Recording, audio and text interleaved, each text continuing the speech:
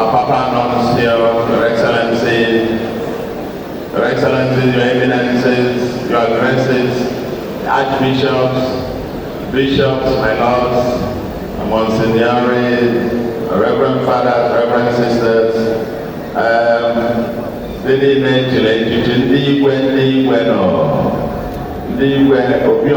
is here. I was also, I think, somebody.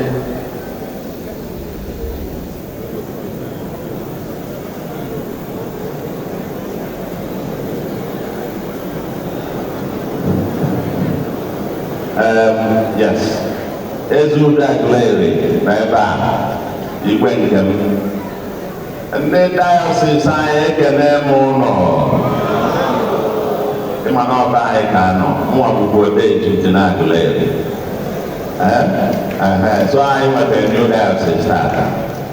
But very importantly, I heard that one of my predecessors, and in fact, they found the first one under my party to be governor of Anambra State this year. Mr. Peter Obi, is he here?